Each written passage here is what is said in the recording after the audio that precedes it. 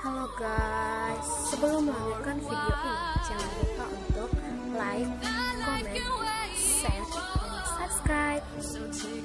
Terlebih dahulu saya mengucapkan puji dan syukur kepada Tuhan Yang Maha Esa karena berkatnya kami dapat membuat video ini dengan lancar dan tanpa kendala apapun.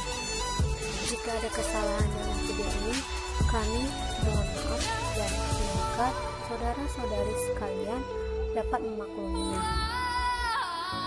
Semoga video ini dapat bermanfaat untuk saudara maupun saudari sekalian.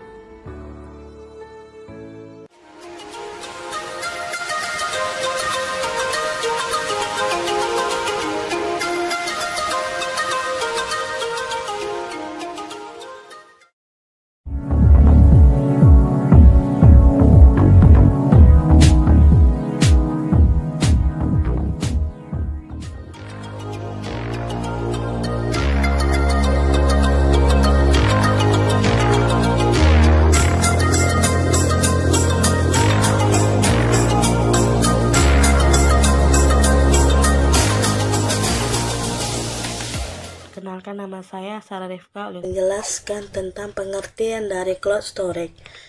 Cloud storage adalah media penyimpanan file berbasis online atau digital yang mengandalkan koneksi internet untuk akses data. Cloud storage adalah terobosan baru dalam dunia storage atau penyimpanan data yang menonjolkan banyak kelebihan jika dibandingkan dengan media simpan offline seperti hard disk dan flash disk. Jadi data yang disimpan ke dalam cloud storage akan disimpan di sejumlah server yang dikelola oleh pihak penyedia layanan atau yang biasa disebut hosting. Dan adapun menyimpan file menggunakan cloud storage kini lebih diminati karena berbagai alasan. Anda tidak perlu khawatir dengan serangan virus atau ada kerusakan seperti yang bisa terjadi saat Anda menyimpan file melalui hard disk atau flash disk. Selain itu, karena seluruh data disimpan ke dalam server, keamanannya pun lebih terjamin dan tidak mungkin hilang. Data yang Anda simpan juga dapat diakses waktu-waktu. Ditambah lagi, data juga dapat Anda akses melalui perangkat gadget apa saja, asalkan terkoneksi dengan internet. Yang kedua, bagaimana fungsi dari cloud storage? Ya, penyimpanan data bisa diakses dan dilakukan melalui folder di komputer atau aplikasi yang terikat dengan pemilik akun di layanan bersangkutan. Kalau kita install aplikasi sebuah layanan cloud atau misalnya Dropbox, maka akan ada folder layanan tersebut di komputer kita atau namanya folder Dropbox. Folder ini akan terhubung dengan folder yang sama di cloud storage. Sebagai contoh, misalnya kita membuat folder gambar di dalam folder Dropbox, maka di cloud storage Dropbox juga akan ada folder gambar. Data yang kita simpan di folder Dropbox di komputer juga akan segera di-upload ke cloud storage Dropbox. Kalau kita merubah data tersebut, sinkronisasi akan berjalan dan perubahan yang terjadi di data komputer kita juga akan terjadi data di folder Dropbox bersangkutan. Yang ketiga, saya akan menjelaskan tentang tipe-tipe cloud storage atau disebut jenis-jenis cloud storage. Adapun beberapa jenis cloud storage yang bisa Anda pilih sebagai salah satu alat untuk penyimpanan file-file Anda. Adapun jenis cloud storage seperti 1. Public cloud storage. Public cloud storage merupakan layanan yang disediakan untuk mengatur keseluruhan data perusahaan yang terdapat pada cloud. Salah satu penyedia layanan model public cloud storage seperti yang disediakan oleh pihak Amazon yaitu Simple Storage Service. Yang kedua, Personal Cloud Storage. Mobile Cloud Storage atau biasa dikenal dengan Personal Cloud Storage merupakan bagian dari Public Cloud Storage. Akan tetapi, lebih berfungsi sebagai media penyimpanan data yang diperuntukkan buat perorangan atau individu. Dengan menggunakan mobile cloud storage, Anda dapat mengakses data yang Anda simpan dimanapun berada. Yang dibutuhkan hanya mensinkronisasikan data tersebut dan sharing ke device yang Anda inginkan. Yang kedua, private cloud storage. Private cloud storage merupakan cloud storage yang digunakan sebagai media untuk berintegrasi antara pihak penyewa cloud seperti perusahaan dengan penyedia layanan. Umumnya integrasi ini dalam bentuk infrastruktur pusat data yang bertujuan untuk meningkatkan keamanan serta kecepatan akses data. Yang ketiga, hybrid cloud storage. Hybrid cloud storage adalah kombinasi antara cloud storage publik dan privat dengan fungsi data penting perusahaan akan disimpan di private cloud storage dan data yang lain dapat diakses secara umum dengan public cloud storage sehingga karyawan maupun pihak yang telah ditentukan dapat mengakses file maupun data yang termasuk publik. Dari tipe-tipe cloud storage yang disebut di atas, maka sudah tentu penyedia layanan penyimpanan atau storage memiliki keunggulan masing-masing. Berikut beberapa penyedia layanan cloud storage yang umum digunakan baik itu untuk personal maupun perusahaan. Adapun produk dari penyedia layanan cloud storage seperti terbagi menjadi Google Drive merupakan cloud storage. Produk dari Google ini dilengkapi sejumlah fitur unggulan sehingga pengguna Google Drive dapat menyimpan foto maupun gambar dengan berbagai layanan Google lainnya seperti Google Apps, Gmail, dan lainnya. Yang kedua, terbagi menjadi iCloud merupakan layanan komputasi awan untuk penyimpanan data yang eksklusif untuk iDevice atau produk-produk Apple seperti iPod Touch, Image, MacBook, iPod, dan iPad. Yang ketiga, Microsoft OneDrive merupakan cloud storage produk dari Microsoft dengan tawaran penggunaan secara gratis hingga penawaran harga murah untuk penambahan fitur maupun layanan lainnya. Ketiga, Moji.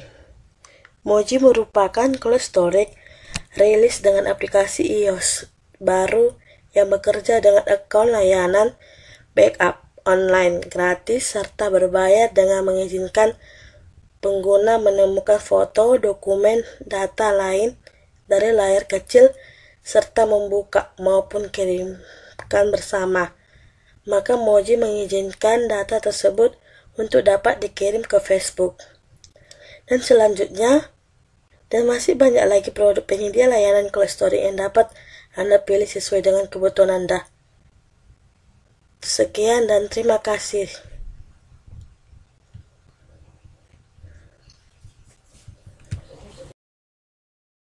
Saya Eliza Yana Christine. Di sini saya akan menjelaskan tentang kelebihan dan kekurangan dari cloud storage. Terlebih dahulu, saya akan menjelaskan tentang kelebihan dari cloud storage itu. Yang pertama, tidak memakan tempat. Cloud storage ini memiliki sifat virtual, sehingga penyimpanannya tidak memerlukan media fisik seperti CD, hard disk, maupun flash disk. Yang kedua, relatif lebih aman. Data yang tersimpan tidak berbentuk fisik, sehingga data kamu akan lebih aman dan hanya kamu yang bisa mengakses data kamu pribadi. Yang ketiga, bisa diakses melalui perangkat apapun seperti Android, tab, laptop, maupun komputer selama masih terhubung dengan internet. Selanjutnya saya akan membahas tentang kekurangan dari cloud storage. Yang pertama, harus terkoneksi dengan internet. Cloud storage ini berbasis online.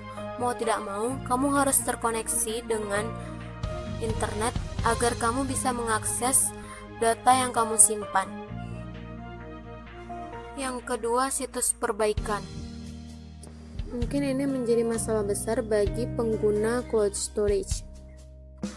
Ketika kamu mengakses data ke via cloud, namun situs yang kamu gunakan terjadi perbaikan. Hal inilah yang menyebabkan pengguna via cloud merasa kesal.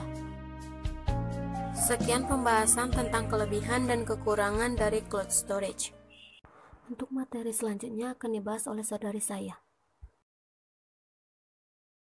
Perkenalkan, nama saya Genia Mestio dan saya akan menjelaskan tentang cara kerja cold storage dan juga manfaatnya. Baiklah, sekarang saya akan menjelaskan tentang cara kerja cold storage.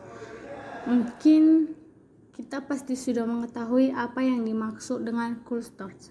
Saat ini, cold storage banyak digunakan untuk menambah efisiensi dari penyimpanan data, pengambilan data, dan share data dengan pengguna lainnya. Namun, masih banyak yang belum memahami bagaimana cara kerja cold storage. Sebuah cold storage bisa bekerja jika ada satu data server yang sudah terhubung dengan jaringan internet. Dengan menggunakan internet, klien atau yang menggunakan layanan cold storage akan mengirimkan salinan dari file yang dimilikinya dan kemudian server akan otomatis mencetak file tersebut ke dalam media penyimpanan. Oke, saat klien akan mengambil kembali file miliknya tersebut, si klien bisa mengakses data yang dimaksud lewat interface yang sudah berbasis web. Setelah itu, file tersebut nantinya otomatis dikirimkan ke komputer klien atau server yang akan memberikan izin kepada klien untuk mengakses, merubah dan mengambil data yang ada pada server tersebut. Biasanya, sebuah sistem cold storage akan mengandalkan lebih dari satu server. Hal tersebut dikarenakan komputer server membutuhkan perawatan ataupun perbaikan nantinya, sehingga data akan diakses melalui komputer server lainnya. Cold storage akan menyimpan data yang sama atau disebut dengan redundansi agar jika salah satu data server mati atau dalam perbaikan, klien tidak bisa mengakses data miliknya dari komputer server lainnya. Jika cold storage tidak memiliki redundansi, maka klien akan kesulitan mengakses data atau file miliknya jika komputer server sedang down ataupun mati, sehingga sistem cold server akan mengcopy data dari klien ke beberapa komputer server yang terhubung agar klien bisa mengakses datanya walaupun salah satu dari komputer server sedang mengalami gangguan. Oke, sekarang saya juga akan menjelaskan tentang manfaat cold storage. Berikut manfaat cold storage. Yang pertama yaitu sebagai alat berbagi. Layanan cold storage dapat kita gunakan untuk membagi file yang kita punya kepada orang lain. Fungsi yang sering ditemui pada layanan file sharing seperti Mediafire atau FireSearch ini juga dapat dijumpai di cold storage. Kelebihannya lagi, cold storage memiliki fungsi auto synchronize yang tidak dimiliki oleh layanan file sharing, sehingga kita tidak perlu repot-repot mengunggah file yang akan disebarkan. Yang kedua yaitu memudahkan dalam pengarsipan data. Seperti yang kita ketahui bahwa cold storage memiliki kemampuan penyimpanan atau mengarsipkan data yang mudah, di mana ini menjadi suatu cara untuk mencegah data rusak atau hilang ketika disimpan di media penyimpanan lokal seperti hard disk, flash disk, dan lain sebagainya.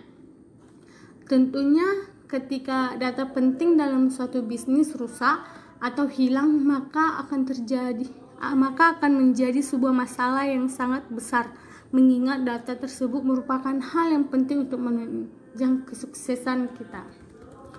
Yang ketiga yaitu dapat berkolaborasi.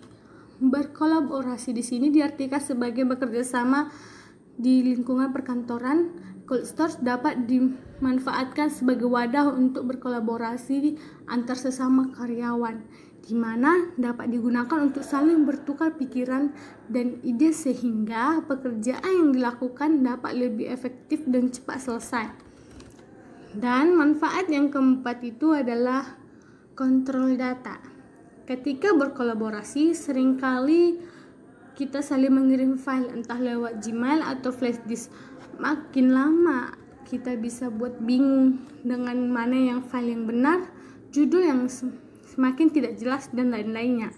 Dengan data di Cult, file tetap sama dan kita bisa menambah catatan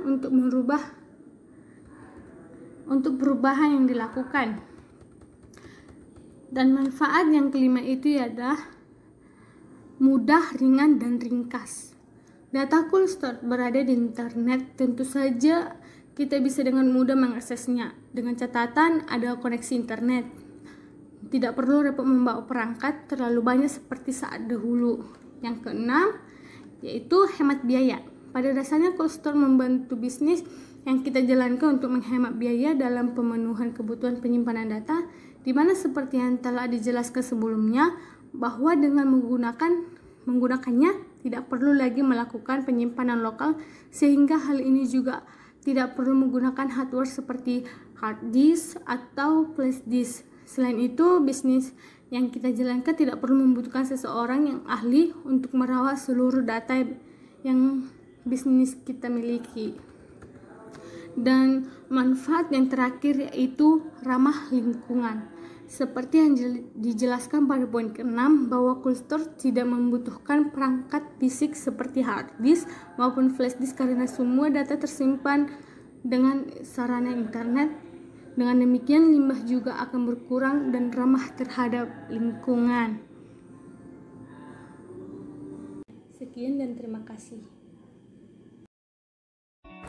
Jangan lupa untuk like, comment, subscribe, and share.